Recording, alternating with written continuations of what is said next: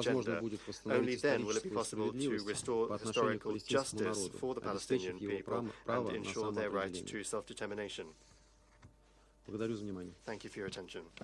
I thank the representative of the Russian Federation for their statement, and I now give the floor to the representative of Algeria. سيد الرئيس Madam بداية President, أود أن at the أتقدم outset, إليكم بجزيل allow الشكر me to على thank تنظيم you هذا for الاجتماع organizing this meeting. والشكر كذلك I would موصول also للسيد like to محمد هادي thank على Mr. إحاطته Mohammed الوافية Hadi for his التي توضح comprehensive خطورة briefing, الوضع which بالشرق clarifies الأوسط the gravity of the وتبين situation ضرورة in the Middle التحرك East العاجل and depicts من the أجل need to ضمان take urgent استقرار action المنطقة to ensure وعدم stability in the انجرارها region نحو and مزيد من prevent العنف. further violence. فالشرق الأوسط The Middle اليوم East today يقف is على at a مفترق الطرق crossroads.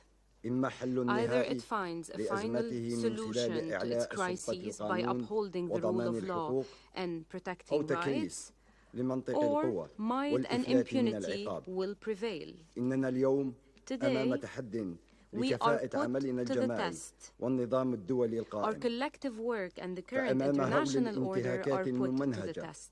لحقوق Before الإنسان the وللقانون الدولي horrors الإنساني of the بالأراضي systemic الفلسطينية violations of المحتلة human لا rights and سيما international بقطاع غزة humanitarian لا law in يمكن the للمجموعة occupied الدولية Palestinian أن territories, تبقى عاجزة especially in عن Gaza. إيجاد The حل international community يضمن cannot كرامة remain unable to الفلسطينيين find a solution وينقذ that حياتهم. would protect the وكون هذا dignity of المجلس قد Palestinians أضحى and مع save الأسف their lives. نعم مع الأسف مكبل Unfortunately, اليدين the لا hands of the يمكنه أن Council have يلبي been أبسط tied. المطالب It is unable to وهو meet the وقف most إطلاق basic النار الفوري requirements, وغير namely المشروط an والدائم unconditional, يدفع immediate, للتساؤل permanent حول فعالية ceasefire. منظومة الأمن This الجماعي raises question marks وحول about the جدوى القانون effectiveness of الدولي multilateralism and the حيث point of the نعرض مرة international أخرى law. عن Once أسفنا again, we لفشل regret مجلس the الأمن في failure by the اعتماد مشروع Security القرار Council الذي to adopt تقدمت a به draft الدول resolution المنتخبة tabled by the يوم EPAN الأربعاء last المنصرم. Wednesday. لذا نطلب من جميع We أن therefore يرتقي call upon لمستوى everyone الموقف to rise up ومتطلباته to the وأن يمكن occasion, مجلس الأمن to allow the باعتباره Security الهيئة Council المخولة as the competent بموجب ميثاق body الأمم in line المتحدة with the UN بصون Charter السلم والأمن to الدوليين maintain من international أجل peace and أن security يتحمل and shoulder مسؤولياته التاريخية its legal and والقانونية historic كاملة. responsibilities in إن full. كل ساعة تمر دون Every أن hour نتمكن من that إيقاف passes آلة without القتل us being able الإسرائيلي to stop the تعني Israeli مزيدا killing من machine المعاناة breeds لجميع more سكان suffering غزة for all the ومئات people of الشهداء Gaza. والجرحى لا Hundreds of سيما من people are being الأطفال killed and والنساء. injured, including علينا women أن and نوقف معا children.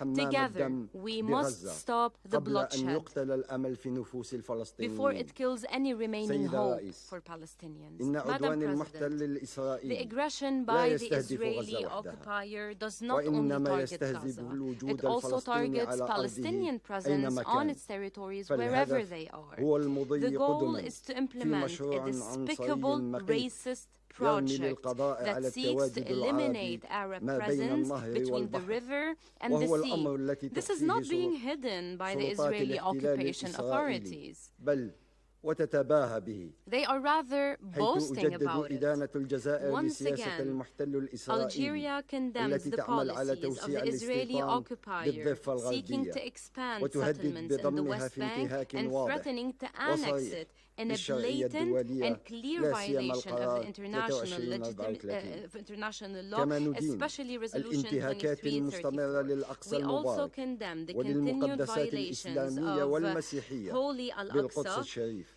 and وندعو Muslim and لاحترام Christian الوضع holy sites in القانوني Al-Quds والتاريخي Al-Sharif. القائم We بها call for respecting وللوصايا the current الهاشمية historic and الأردنية legal عليها status of وندين Jerusalem and the بأشد Jordanian العبارات custodianship. We تزايد إرهاب strongly المستوطنين condemn the ضد growing السكان settler terrorism الفلسطينيين against Palestinians وتعدياتهم and على infringements ممتلكاتهم في against ظل their حماية property سلطات الاحتلال with the protection of وهو occupation إرهاب authorities. سيتزايد This من دون شك نعم terrorism will سيتزايد undoubtedly في grow. ضوء Yes, التسليح it will المطر undoubtedly grow لعصابات المستوطنين given the وقرار وقف continued arming of settler الاعتقالات gangs الإذارية and في the حقهم decision إنها to أفعال stop بشعة administrative arrests تستوجب against them. الإدانة وتستلزم These فرض acts need to be العقوبات الرادعة condemned. They من need قبل to مجلس be الأمن sanctioned. الذي ينبغي أن The يضمن Security تنفيذ Council must قراراته impose deterrent خاصة sanctions to وأن ensure the شرعيته implementation of its أضحت على المحك. resolutions, specifically because its سيد الرئيس، credibility is at stake في ظل today. وضعية الشلل Madam التي President, يعرفها مجلس الأمن in light of the وتعطيل paralysis at the آلياته Security جاءت Council and the مذكرة crippling of its الاعتقال في حق mechanisms, مسؤولين 2 من arrest سلطات warrants were الاحتلال issued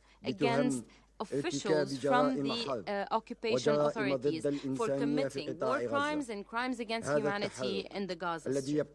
This move gives hope to Palestinians and free people around the world. Algeria stresses that this measure represents an important step and tangible progress towards ending decades of impunity and immunity for the Israeli occupier. They were not being held accountable while they continued to commit their crimes against the Palestinians, the states, and the peoples of the region. We stress the need for the international community, specifically the states party to the ICC, to implement this decision. And once again, we call for not hindering the work of the ICC. This is another test of our belief in the current rules-based international order and our attachment to the rule of law. Any attempt to protect occupation officials will give them green light to continue to destabilize the Middle East. It will be an implicit approval for the expansion of the conflict. The silence by the international community vis-à-vis the crimes of the Israeli occupier and the support by some have emboldened it to continue its aggression and target Lebanon and Syria. Today, they are threatening Iraq.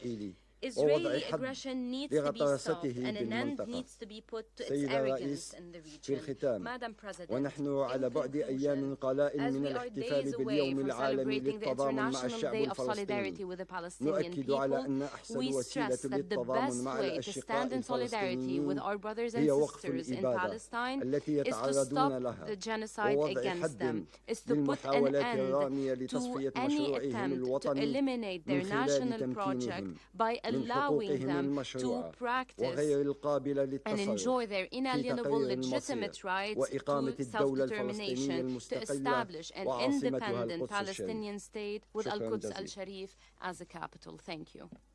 I thank the representative of Algeria for their statement, and I now give the floor to the representative of Guyana.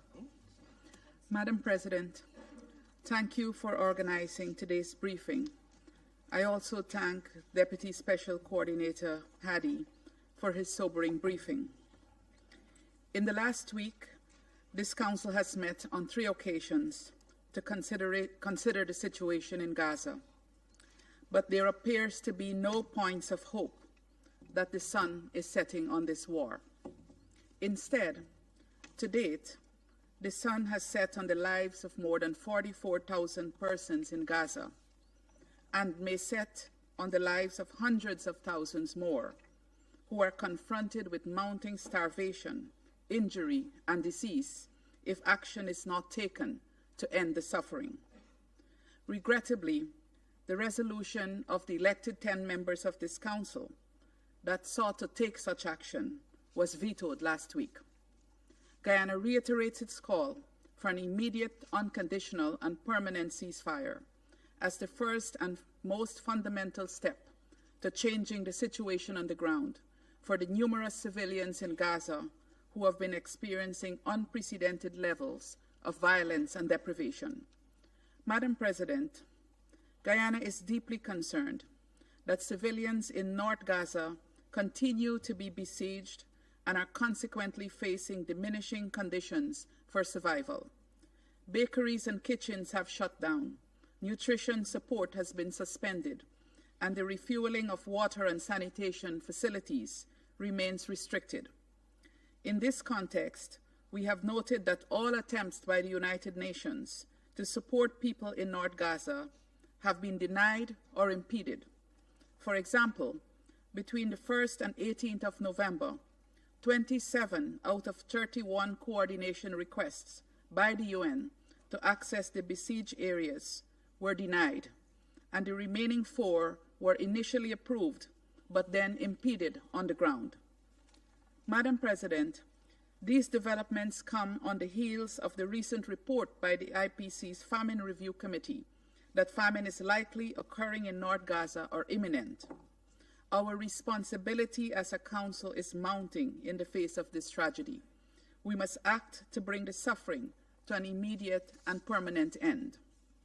Madam President, the situation in the Gaza Strip as a whole is equally concerning. Humanitarian operations across Gaza continue to be severely affected by access restrictions, and there is little or no cooperation from the Israeli side with the UN and humanitarian partners trying to address the unprecedented suffering. This is consistent with the pattern we have seen since the start of this war, to inflict pain on the Palestinian people and deny them the means of easing that pain. This is the reason we continue to witness systematic attacks on healthcare infrastructure and continued disregard for deconfliction and coordination mechanisms. Guyana calls on Israel and all parties to comply with their obligations under international law, including international humanitarian law, and to prioritize the well-being and protection of civilians. Madam President, the situation of Palestinians in the West Bank, including East Jerusalem, also continues to deteriorate. The worrying statistics include the killing by the Israeli forces of an average of 3 Palestinian children per week in the West Bank, including East Jerusalem, since 7th October 2023, a 400% increase in such killings compared to the first 9 months of 2023. The displacement of hundreds of Palestinians in the West Bank due to settler violence, intimidation and harassment, and school dropouts attributable to rising access restrictions. Shocking levels of barbarism characterize these illegalities, and even children are not spared such acts. Madam President, we have heard repeated arguments about Israel's right to defend itself in response to Hamas's attack of 7th October, attacks which Guyana have repeatedly condemned. But let's be clear, while fully respecting every state's right to defend itself under Article 51 of the UN Charter, the Charter is also clear on how that right is to be exercised. It is neither absolute nor limitless. It is governed by clear rules under international law, and it's Israel's complete disregard for international law that makes what is taking place in Gaza so fundamentally wrong. In what scenario does a state's defense depend on the brutal killing of over 13,000 children? No UN member state can invoke Article 51 of the Charter to defend killing, maiming, and starving innocent women and children. In the context of this appalling situation in the occupied Palestinian territories, Guyana underlines the following four key messages. First, the Israeli occupation of the Palestinian territories has brought nothing but decades of pain and destruction to the Palestinian people, though it continues to be couched as a necessity for Israel's security. On the contrary, the occupation has led to insecurity and instability for both Palestinians and Israelis, and the Middle East as a whole. Guyana therefore recalls the advisory opinion of the International Court of Justice on the illegality of the continued Israeli presence in the occupied Palestinian territories, and emphasizes Israel's obligation to bring that occupation to a swift end. Second, the Security Council has a charter responsibility for the maintenance of international peace and security, and a mandate to address threats to the peace, breaches of the peace, and acts of aggression. Guyana therefore calls on all members of the Council to consider how this mandate ought to be applied in the current conflict, bearing in mind the heavy toll that the war continues to have on civilians. Third, the need for accountability cannot be overemphasized. The international rule of law must be consistently applied across contexts and cannot only be strenuously defended when a particular set of people are the victims. The law must be blind to all distinctions. Fourth, the two-state solution is still the only just path to ending the Israeli-Palestinian conflict, but the prospects for achieving it are dwindling with every day that the atrocities against the Palestinian people continue with impunity. It is our collective responsibility to chart a path towards implementation of the two-state solution as the only way for the Palestinian people to exercise their right to self-determination. Guyana is committed to working with this Council to address all of these concerns in line with the scope provided by the Charter.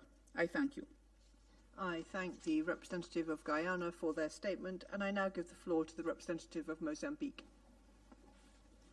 Madam President, we thank the United Kingdom's President for convening this briefing on the situation in the Middle East, including the Palestinian question. We extend our appreciation to Mr. Mohammed Hadi, Deputy Special Coordinator, Resident Humanitarian Coordinator for the Middle East process, for his important briefing.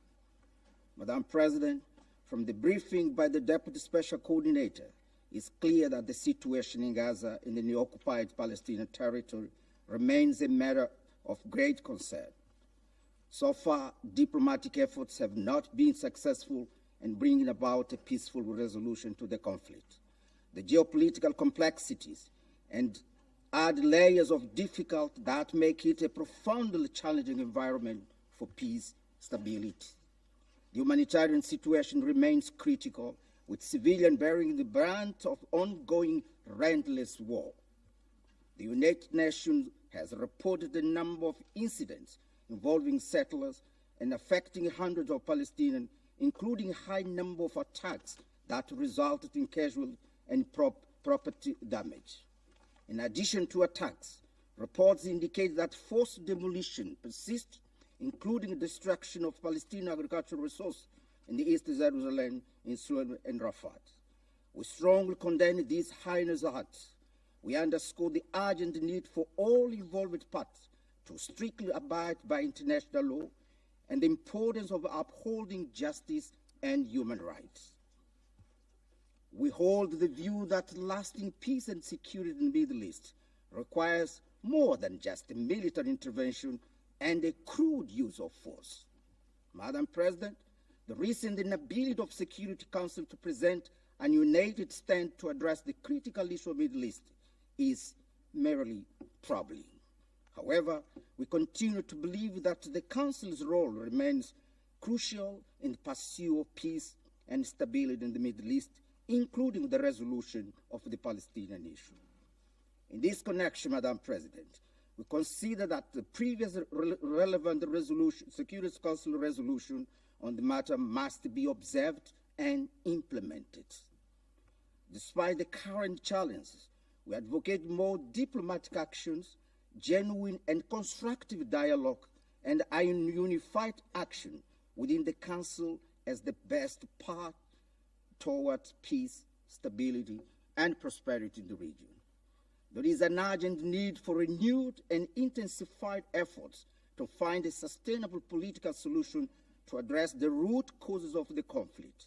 It is imperative a solution that respects the rights and aspirations of all peoples in the region. In this connection, we urge for an immediate, unconditional, and permanent ceasefire in Gaza.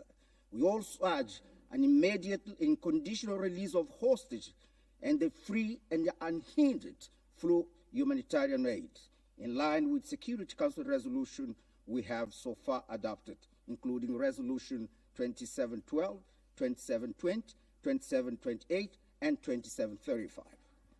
Ensuring a future of safety, dignity, and well-being of both peoples of Israel and Palestine through a two-state solution must be our vital and shared objective. Both people deserve to live side by side in peace, security, and prosperity.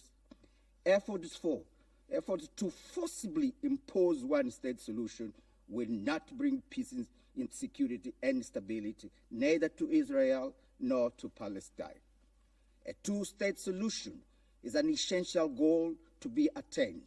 It requires a sustained diplomatic efforts, mutual understanding, and a committed to purpose and principles of United Nations Charter. To conclude, Madam President, we strongly believe that peace, stability in the Middle East is essential for both regional and global security and development. I thank you, Madam President.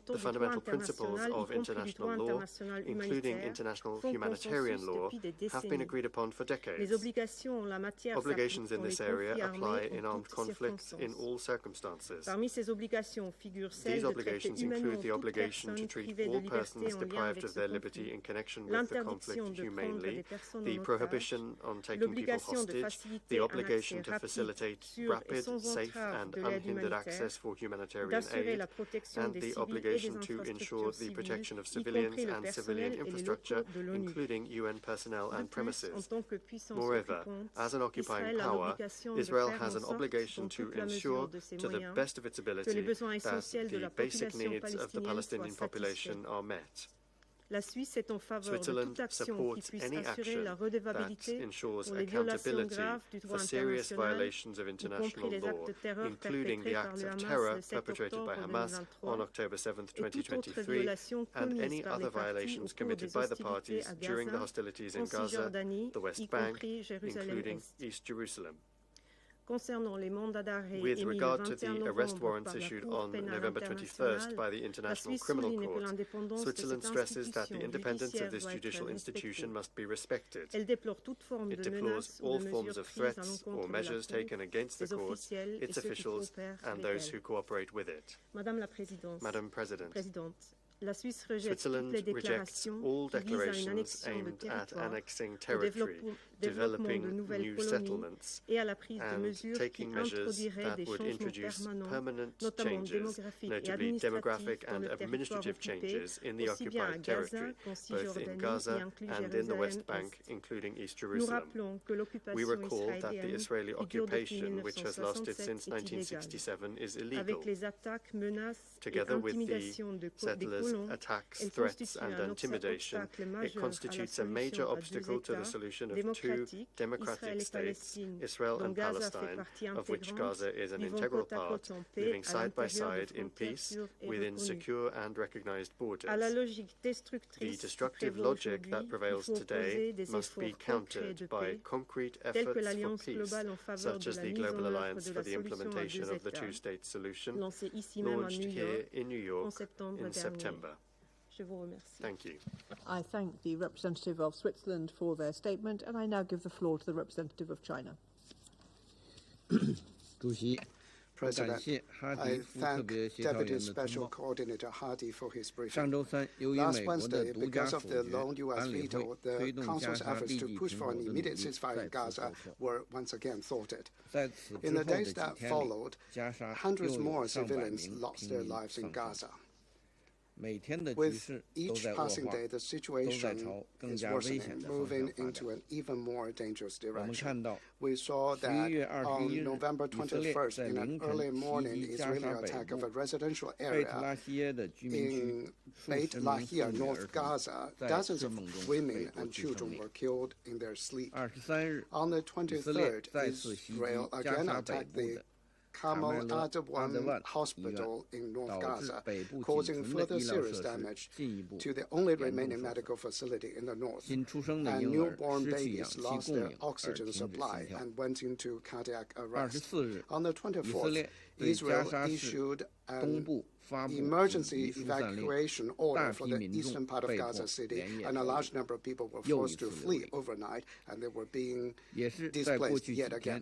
Also, in the past few days, Israel continued its indiscriminate bombardment of south and east Lebanon, repeatedly striking the densely populated urban area of Beirut, leveling large areas of villages and leaving hundreds of innocent civilians in flames. Accompanied by the paralysis of the Council is the war machine going at full throttle. The facts show that the Council's continued delay will mean even greater destruction and civilian casualties. The Council cannot afford to pause and wait. It must seize every minute and take all necessary actions at the earliest opportunity. First, it must promote an immediate, unconditional, and lasting ceasefire. A ceasefire is an essential precondition for saving lives, and it cannot be linked to any issue. Insisting on preconditions conditions for a ceasefire means condoning the continued killing of innocent civilians and giving the green light for prolonging the war.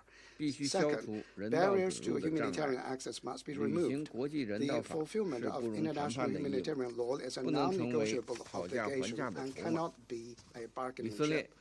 Israel must lift all restrictions on access, cease the implementation of and revoke its bill against UNRWA, and effectively guarantee the access and safe distribution at scale of humanitarian supplies throughout Gaza.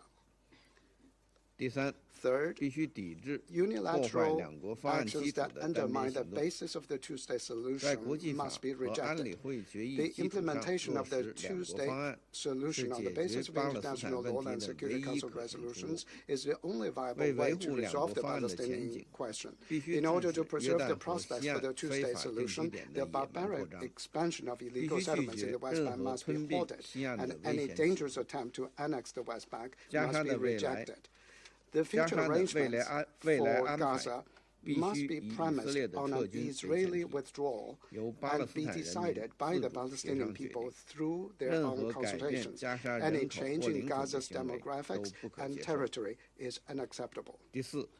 Fourth, a wider regional conflict must be stopped. The situation in the Middle East is already precarious, and Israel must abandon its obsession with the use of force and cease its aggression and provocative adventures against Lebanon, Syria, Iran, and other countries. And UNIFIL is authorized to carry out its mandate in accordance with the Council resolutions, and all parties should respect and guarantee the safety of UNIFIL personnel and facilities. President, as has been said by the Deputy Special Coordinator, the Gaza conflict is the biggest stress test the United Nations has ever faced in the Middle East.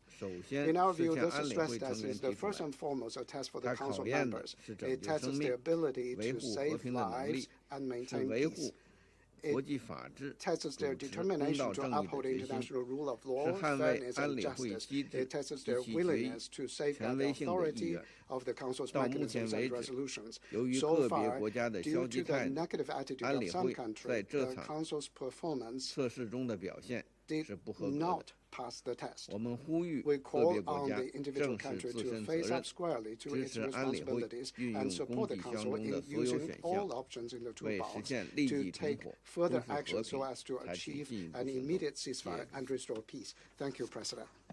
I thank the representative of China for their statement, and I now give the floor to the representative of Sierra Leone. Thank you, Madam President. I thank Mohamed Hadi, Deputy Special Coordinator, for his briefing. The continuation of the conflict in the Gaza Strip, which has gone on for more than a year now, is horrendous for civilians who are forced to accept a life they really do not deserve. Despite this unfortunate scenario, the end of the conflict is not in sight, especially as the parties are not adhering to their responsibilities outlined in international law, international humanitarian law, and international human rights law. It's saddening to note that the laws designed to inject some semblance of humanity into conflict situations are outrightly disregarded and flagrantly violated. Additionally, the resolutions passed by this Council, including 2712, 2720, 2728, and 2735, have not been implemented, and other efforts to clearly address the situation, including efforts to institute an immediate and unconditional ceasefire just to save lives, have not been fruitful. This conflict has brought a high humanitarian cost, with increased civilian casualties and massive destruction in the Gaza Strip. We have witnessed a dangerous progression with civilians and civilian objects particularly targeted.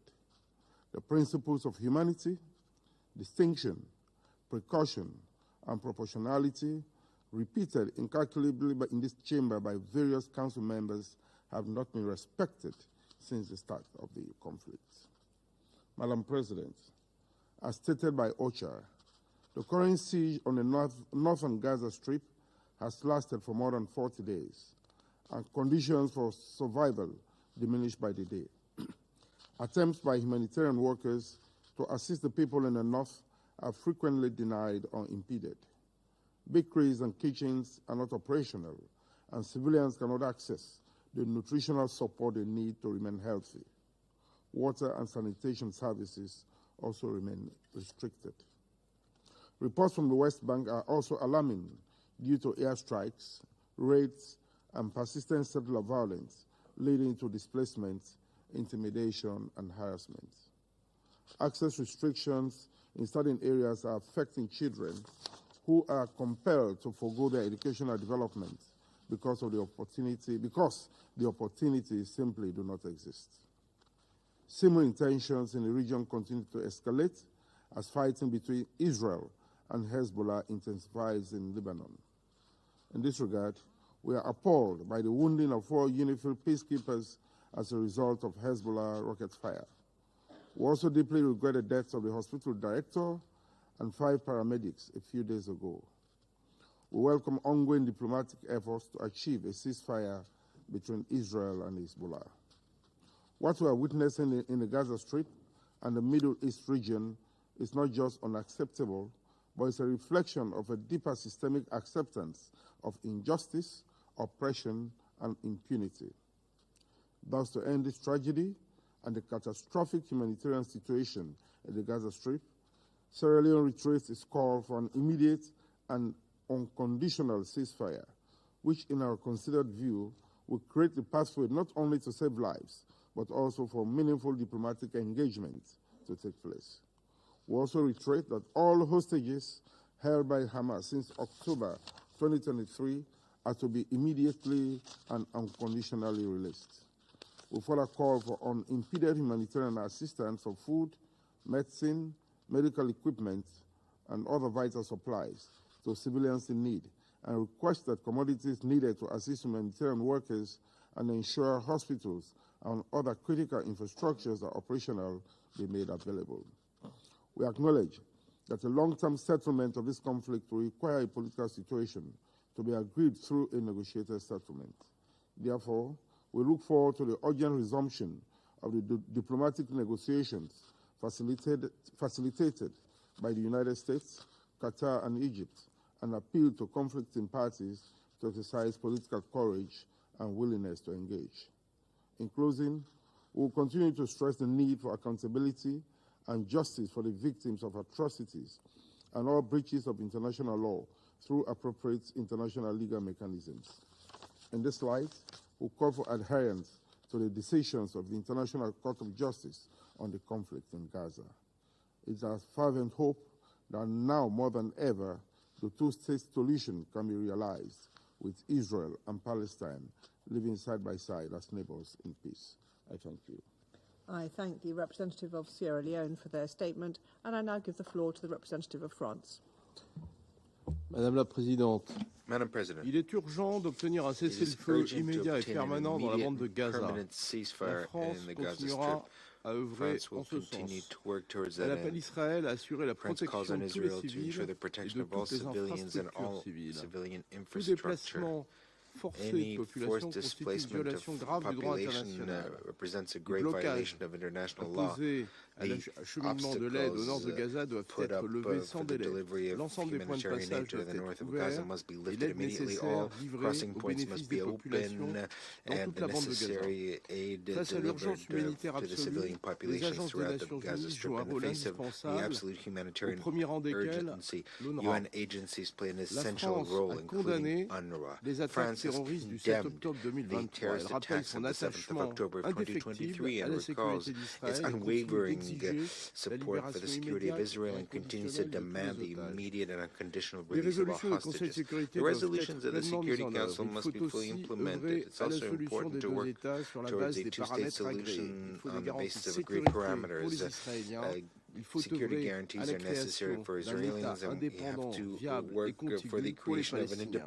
Le Conseil de sécurité doit être pleinement mobilisé pour atteindre ces objectifs. must Au Liban, be mobilized la to play guerre doit cesser au plus vite. La solution est achieve those claire. roles. Appliquer In pleinement la Lebanon, the war résolution must end as quickly as 1701 dont la possible. mise The en solution œuvre is clear. depuis Implement 2006 fully a Resolution été 1701. insuffisante. C'est le cadre reconnu par tous. Implementation Il est since plus que jamais 2006 has been pertinent. insufficient. This Il faudra framework s'assurer is recognized que la by all. résolution It's 1701 soit more relevant respectée than par ever. tous. We have to ensure La that FINUL joue à Resolution cet égard un rôle 1701 is clé. respected by Son all. action peut UNIFIL être plays a renforcée key role tout en in this. restant dans Its le action cadre must de be son made more mandat. robust while La France rappelle qu'elle retaining condamne toutes les atteintes à la mandate. sécurité de la France FINUL. Celle-ci doit condemns pouvoir all exercer sa attacks, liberté de mouvement attacks afin de against the mettre en œuvre security son of mandat. UNIFIL. It must be Il able est to nécessaire exercise its enfin freedom que of le movement gouvernement to implement libanais its mandate. poursuive It's le finally déploiement de ses forces armées au the sud Lebanese du government Litanie. must continue La conférence deployment de of its Paris du armed 24 forces to octobre the a south permis de of mobiliser Litani. 200 The millions de conference in dollars à Paris cet on the effet, 24th of en October sus made it de possible 800 to raise millions de $200 dollars pour l'aide million humanitaire. for this, C'est and dans cet in esprit addition que la to the France $800 reste million pleinement for engagée humanitarian aid. et And poursuit it's in this activement ses spirit that contacts France avec will les remain différents engaged acteurs and pour parvenir continue à un its contacts cessez-le-feu with all the et à different une actors to achieve a stabilité ceasefire durable le long de and la ligne bleue. lasting Je vous stability remercie. along the blue line. Thank you. The representative of France for their statement, and I now give the floor to the representative of Slovenia. Thank you, President. I wish to begin by thanking Deputy Coordinator Hadi for his briefing. Madam President, since day one of the war in Gaza, there was one common denominator to all our statements in this organization's chamber. More than a year after the terrorist attack of Hamas and ensuing war in Gaza, the tone of our statements might have changed, but the call we had since the beginning stays the same. It is our call for the respect of international law. It is our firm belief that in a world of clashing interests, international law represents a safety net. International law is not a menu to choose from, and it should know no double standards. We must all stand by it, and we must all act based on its guidance. And to answer a question posed to us last week, there is only one set of international law for everyone. We have met many times throughout this war, and while discussing complex war or individual incidents, all members of this Council have been clear all along. International law matters. It matters how the world is conducted. The protection of civilians matters. Accountability matters. Every country, including Israel, and every entity, including Hamas, must be held accountable to these international legal standards. Slovenia underlines the need for accountability for all grave violations and abuses of international law in all situations. Without accountability, any peace we are pursuing will remain illusory. Accountability must be a cornerstone of sustainable peace and closure that people in the region will desperately need. As we have made it clear in the case of the International Court of Justice, we want to make it clear in relation to the International Criminal Court. Slovenia is a long-standing supporter of the work of the International Criminal Court, its independence, and its integrity. Full respect of international law must include respect for decisions and judicial advice of international courts and tribunals, including arrest warrants. We build a system to serve humanity. Madam President, we are alarmed by the continued deterioration of the situation in the Middle East. In the West Bank, airstrikes, raids, and operations continue. We are appalled by the number of children killed in the West Bank, including East Jerusalem, every week since October 7th last year. Settler violence, restrictions, and demolitions further compound the dire situation. And let me also add to that Slovenia rejects any idea or plan to annex the West Bank. International law is clear on that. People in Gaza are facing an apocalyptic situation in the north, which has been besieged. Hunger is spreading, aid is restricted. Winter is coming and insecurity could bring the humanitarian operation in Gaza to a standstill. We deplore the looting of humanitarian aid convoys and underline the responsibility of parties to the conflict to ensure aid reaches people in need. Slovenia highlights the vital role of UNRWA in providing assistance to the Palestinians in Gaza, the West Bank, and East Jerusalem. Madam President, today we mark the International Day for the Elimination of Violence Against Women. We must highlight the dire situation of all women and girls in Gaza, including Israeli women held hostage, who continue to be exposed to heightened risk of gender-based violence. Displacement, overcrowding, and lack of privacy in temporary shelters deprive women and girls in Gaza of safe spaces, rendering them more vulnerable to violence and abuse.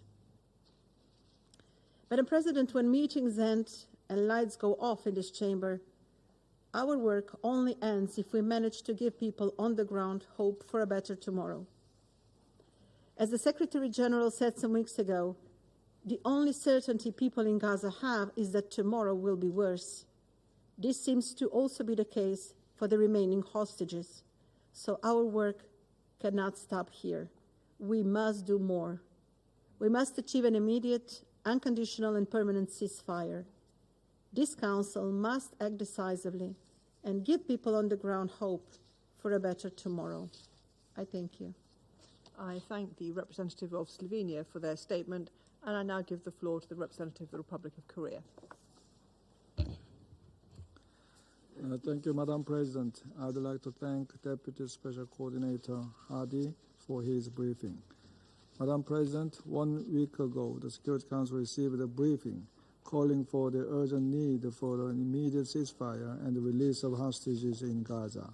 Today, we have received another sobering briefing, which gives us a strong sense of déjà vu.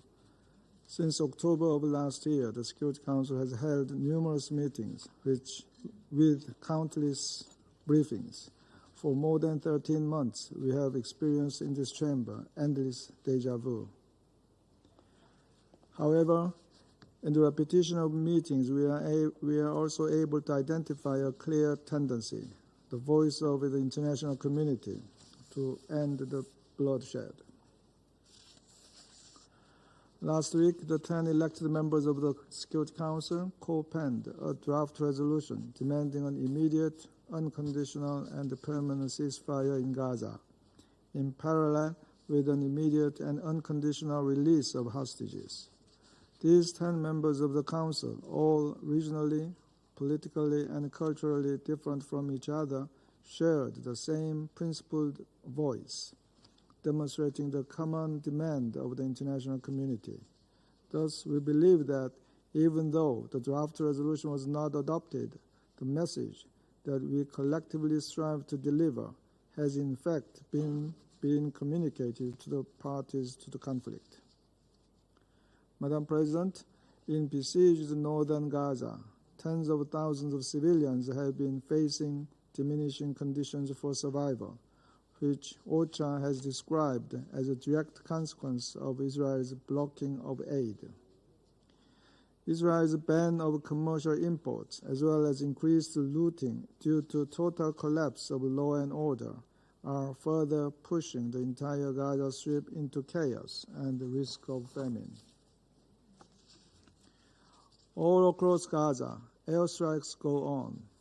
Not only Gaza, but the wider region, including the West Bank, Lebanon, and Syria, remains on the precipice as well.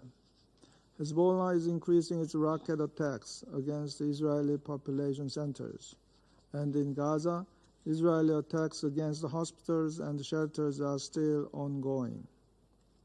Particularly, the rest of the world was appalled over the weekend by graphic images broadcasted through media of the bombardment of entire residential buildings in Beirut, some of which were carried out without any evacuation orders after midnight. It is beyond our imagination how such incidents can be repeated in the 21st century, when international law, including international humanitarian law, should guide us. We hope that the deal for a ceasefire across the blue line can be finalized at the earliest time possible. We would also like to see hopeful news toward a crucial ceasefire in Gaza. On the other hand, we will not forget the Israeli hostages still brutally held in Gaza, and we are heartbroken to hear over the weekend that one female hostage was announced dead in captivity. If Hamas truly wants the war to end, the remaining hostages must be released with no conditions. I thank you, Madam President. I thank the representative of the Republic of Korea for their statement. I shall now make a statement in my capacity as the representative of the United Kingdom. I'd like to start by thanking Deputy Special Coordinator Hardy for his briefing and welcome Special Coordinator Wennesland. Perhaps you could say a few words at the end of the meeting, Special Coordinator. Colleagues, I'd like to make 3 points. First, the deterioration of the humanitarian situation in Gaza is catastrophic and unacceptable. Famine is likely imminent in some areas, and the unthinkable hardship that millions of civilians, including children, are already facing in Gaza is set to get even worse as winter continues. As my Foreign Secretary reiterated last Monday to this Council, there is no excuse for Israeli restrictions on humanitarian aid. We need much better protection of civilians in Gaza, a huge surge in aid, and for the UN and humanitarians to be able to operate in safety. An immediate and unconditional ceasefire and the immediate release of hostages is the best way to achieve this. Second, as we have repeatedly said, the UNRWA bills that Israel's Knesset has passed are gravely concerning and risk jeopardizing the entire international humanitarian response in Gaza and delivery of essential health and education services in the West Bank. UNRWA is indispensable. No other agency can get aid into Gaza on the scale needed or replace its mandate to serve Palestinian refugees. Israel must ensure that UNRWA can continue its vital operations. Third, we remain deeply concerned by instability in the West Bank. The economic situation is dire. We urge the government of Israel to extend correspondent banking relations for at least 1 year, to immediately release withheld clearance revenues, and to stop settlement expansion on Palestinian land, which is illegal under international law. The rate of expansion is unprecedented, and it undermines stability and the prospects for peace. We have announced 3 tranches of sanctions targeting illegal settler outposts and organizations that have supported and sponsored violence against communities in the West Bank. Palestinians must be able to live without fear of violence or intimidation. Colleagues, we must continue to work together to end the wars in Gaza and Lebanon, to secure the release of all the hostages who are living in unimaginable horror, and to stop the suffering of civilians. Too many people have lost their lives. The region needs a lasting peace with a 2-state solution at its core. I now resume my function as President of the Council, and I now give the floor to the permanent observer of the Observer State of Palestine.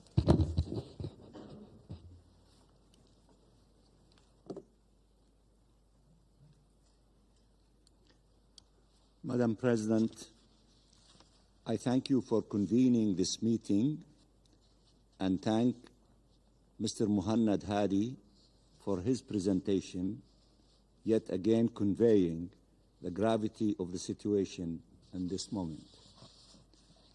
Madam President, we have spoken many times of transforming the Middle East through peace.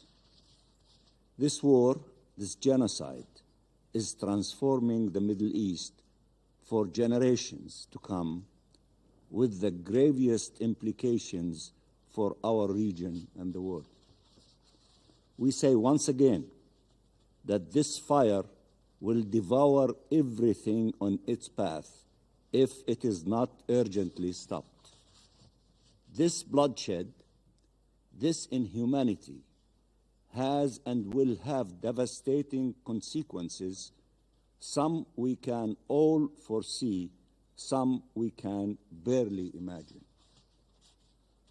Madam President, every state presented in these United Nations has a decisive choice to make, whether to defend the rule of international law and the common institutions of humankind, or to defend the massacres perpetrated by this Israeli government.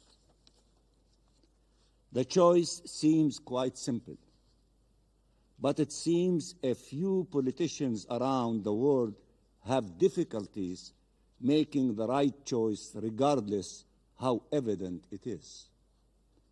We demand them to stop playing political games with our people's life. Our children should not be sacrificed for the sake of your political calculations and ambitions, nor should they be left as prey to political ideologies blinded by hate and fanaticism. These politicians are the ones who attack judges in order to shield war criminals, who justify mass indiscriminate killing and starvation of an entire civilian population. They are the ones who cynically explain that settlers should be supported and that the indigenous people should be forcibly removed. They are the ones who consider that rights vary according to nationality or faith. To them we say, if you are not able to be on the right side, then at least step aside. No, Netanyahu is not Dreyfus. Netanyahu is not Dreyfus, as the arrest warrant against him has nothing to do with his faith and everything to do with his crimes. Stand up to his divergence and distortions, to his smearing, his threats, and his attacks. The ICC, the ICJ, this Council, and the General Assembly, the Secretary General, and the United Nations are not anti-Semitic. I repeat, they are not anti-Semitic. And Netanyahu's efforts to frame efforts to uphold international law as anti-Semitic must be firmly rebuked. No one should accept such rhetoric, and no one should shy away from taking every step necessary to advance accountability, freedom, and peace. No one should be deterred by the Israeli government's bullying and blackmail.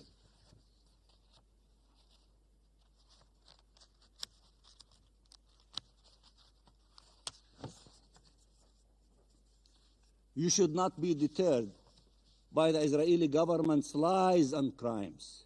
The Israeli government should be the one to be deterred by your ability and insistence to uphold the law and the truth. You must act now to restore primacy to international law, to the humanitarian and human rights laws that Israel is shredding to the detriment of all. Madam President, Palestinians in Gaza are bracing for another winter as they live in makeshift tents, besieged and bombed, without any infrastructure to sustain life, amidst all the destruction and death, and while famine has made its way into what remains of their lives. How much more suffering must they endure? Their agony must be brought to an end, and life and hope must be restored. Madam President, Israel's war machine must be stopped in Palestine and in Lebanon. It is sowing the conditions of insecurity and hatred for decades. What our region needs is not more wars, but a just and lasting peace.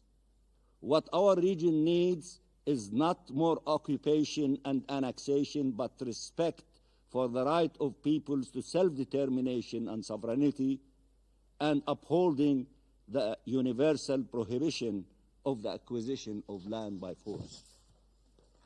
This Israeli government has its plan, the general's plan in Gaza and the settlers' plan in the West Bank, including East Jerusalem.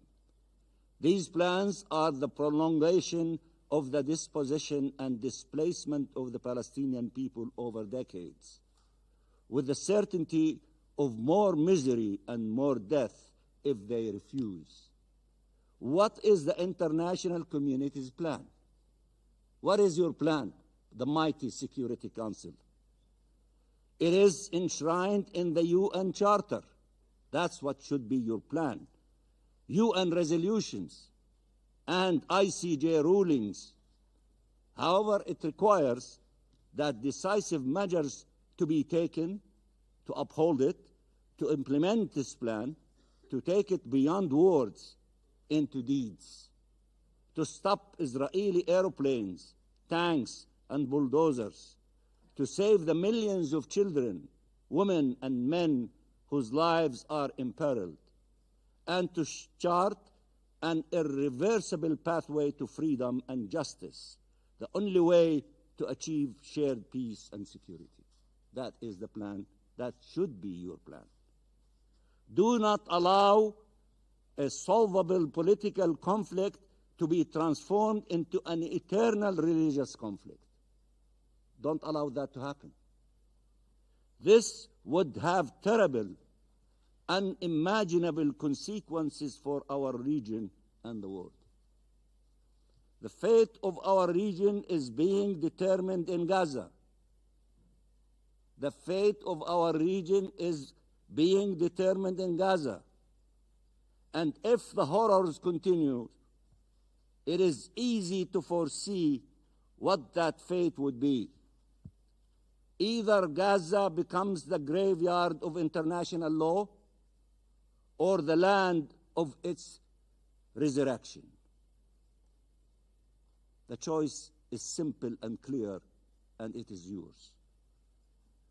The Israeli government expects the Palestinian people to surrender. We will never surrender. Your governments to surrender. The choice is yours. The UN to surrender. The UN should never surrender. International courts to surrender. They should not surrender. And to betray every principle humanity has ever pledged to uphold and every rule humankind has enacted. Surrender is not an option. Keep dreaming. Surrender will never be an option. Freedom will not be surrendering. The Palestinian people will not surrender. We will continue our struggle for freedom and to put an end to this illegal occupation as the International Court of Justice has articulated. Surrender is not an option. We need to collectively fight back with every legitimate tool at hand to change history's trajectory, to save lives, and all lives, not the lives in your mind, all lives, to uphold the law, to achieve freedom, justice, and peace.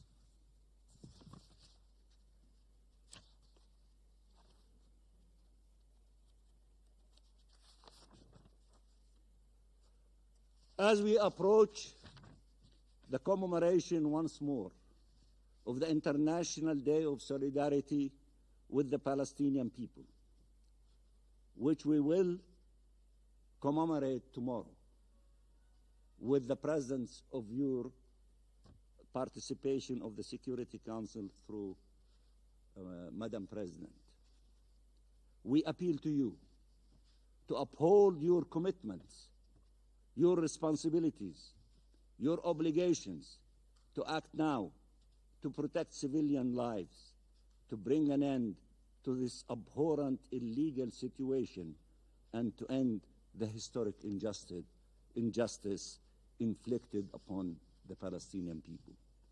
Thank you, Madam President, and thank you, colleagues, members of the Security Council. I thank the permanent observer of the Observer State of Palestine for his statement, and I now give the floor to the representative of Israel. Thank you, Madam President. First, I would like to ask Mr. Mansour, when will you address Hamas in your speeches? When you will actually speak about the problem of the Palestinian people? You blame us on everything, but you never mention Hamas. It's a different world that you live. But we know what is the problem. We know why we are sitting here every week, because of Hamas. Madam President, first I must state that the State of Israel is deeply shocked and profoundly saddened by the monstrous kidnapping and murder of Chabad Rabbi Tzvi Kogen this past weekend in the UAE. Israel will use all means available against those responsible for this barbaric act and those who orchestrated it. None will escape justice. I greatly appreciate the cooperation of the UAE in investigating this murder. We will strengthen the ties between us in the face of attempts by the axis of evil to undermine those ties. Also, I would like to mention that we are moving towards a ceasefire with Lebanon. However, at the same time, Hezbollah launched over 500 rockets at millions of Israeli citizens just 24 hours ago, over the last weekend. 500 rockets rained down on innocent families, schools, and homes, leaving millions of civilians scrambling for shelter. Iran's proxy attempts the mass murder of Israelis daily. How many more rockets must be launched before this council faces the reality of who the true aggressors are? Madam President, last week the International Criminal Court has severely weakened our international system, its laws, its norms, and most importantly, its legitimacy, more so than at any other time since the Second World War. He decided to issue arrest warrants against a democratically elected leader of a law-abiding state, Prime Minister Netanyahu and our former Defense Minister Gallant, for acting in defense of Israel following the largest massacre of Jews since the Holocaust. All the while, Hamas still holds 101 of our people hostage. The very fact that the ICC thought it appropriate to issue arrest warrants for a democratically elected leader alongside an arch-terrorist responsible for the October 7 massacre is a mockery, a circus, an insult to the victims of October 7 and the victims of real war crimes committed around the world. The ICC has become the International Circus Court. The legal issues surrounding the warrants are glaring.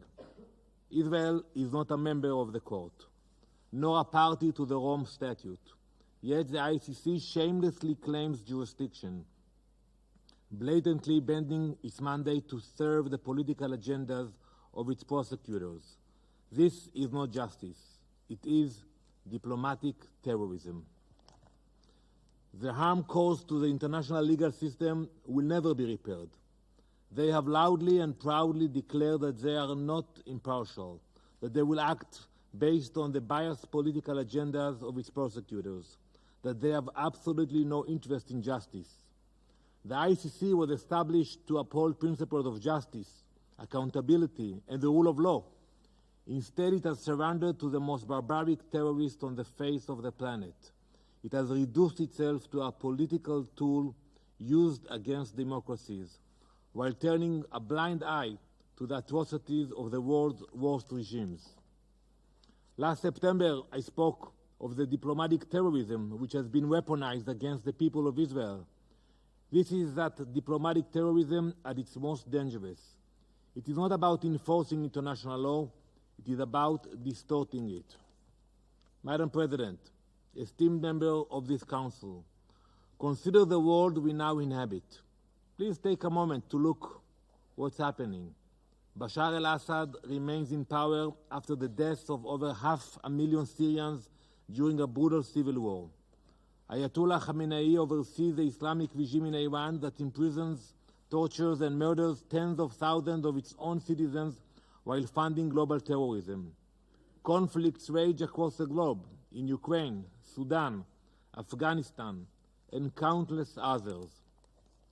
Yet, the ICC's focus is on the leader of the only democracy in the Middle East, charged with the so-called crime of protecting its people from Hamas, the terrorists who burned families alive, raped women in their homes, and kidnapped over 200 to their terror dungeons.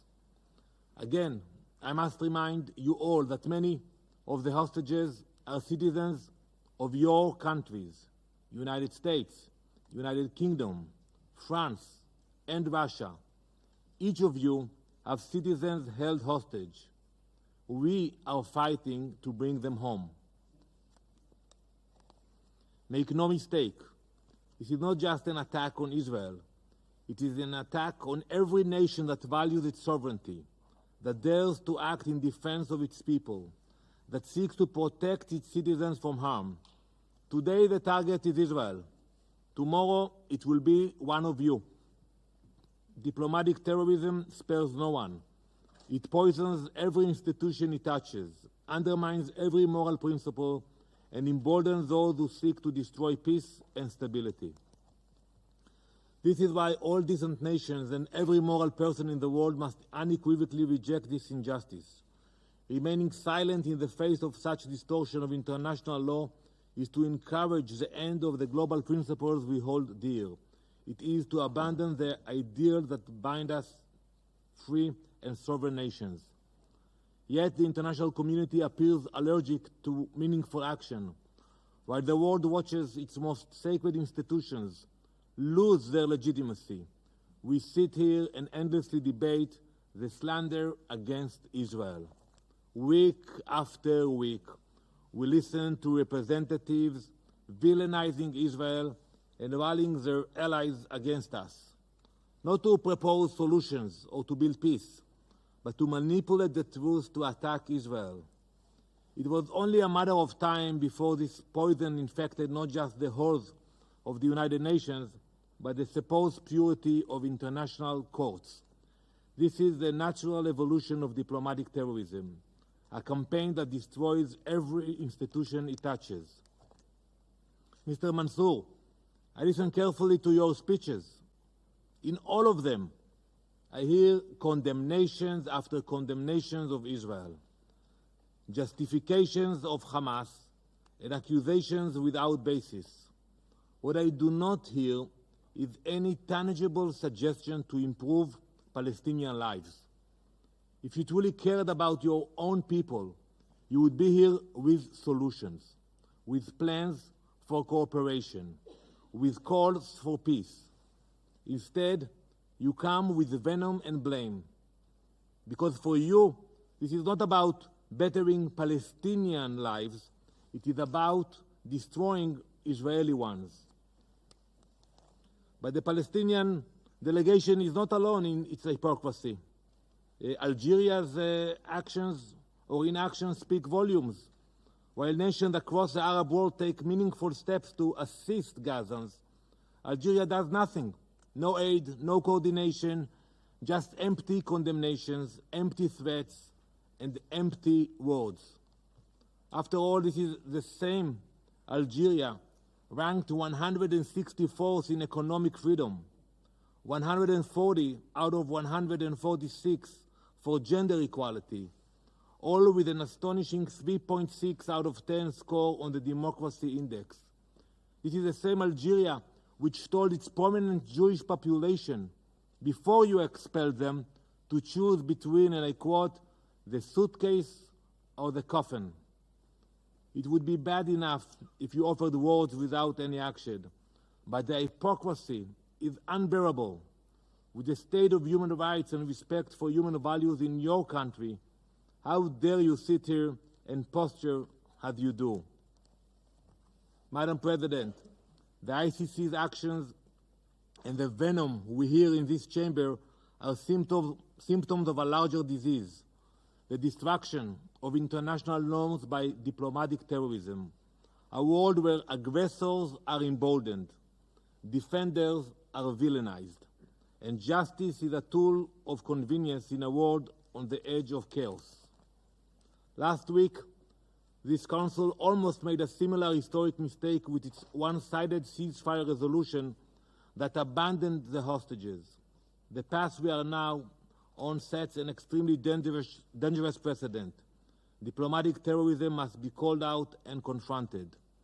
We cannot allow the twisting of laws and the distortion of institutions to continue unchecked. Today, the world and the UN marks the International Day for the Elimination of Violence Against Women. Rather than advocating for the release of the 13 women being held by Hamas rapists, we must instead combat diplomatic terrorism. Liri, Karina, Shiri, Agam, Daniela, Judy, Romy, Inbar, Ofra, Neama, Doron, Arbel, and Emily. We will never forget you, never abandon you, and we will never stop fighting for your release. Israel will not be intimidated. We will not be deterred. We will defend our people.